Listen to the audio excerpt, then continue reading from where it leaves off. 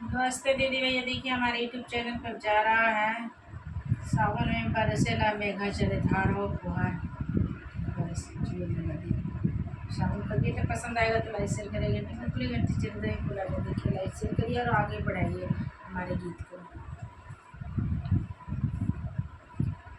सावन में बरस जले धार हो फुहार पर नाना दो। सावन में बरस जाला मेघा जले धार हो फुहार पर नाना दो। सावन में बरस मेघा जले धार हो फुहार पर नाना दो। फुहार पर नाना दो, फुहार पर नाना दो, फुहार पर नाना दो, फुहार पर नाना दो। सावन में बरसेला मेघा जले धार हो फुहार पर नाना दो। सावन में बरस मेघा जले धार हो फुहार पर नाना दो। जब तू ही अइबा पिया सावन में घरवा, जब तू ही अइबा पिया सावन में घरवा, तुहरा से होई गुलजार हो सावन में फुहार पर बलबू। तुहरा से होई गुलजार हो सावन में फुहार पर बलबू।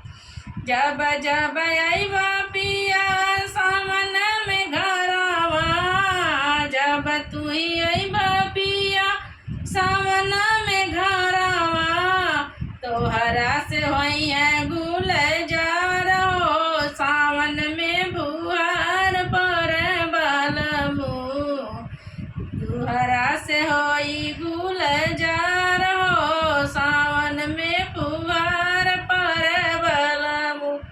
सावन में बलबू हो रिम झिम बरसे, सावन में बलबू हो रिम झिम बरसे।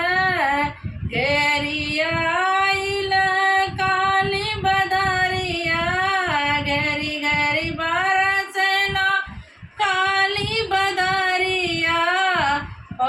बहेला हो पवन पुरबैया, बहेला पवन पुरबैया।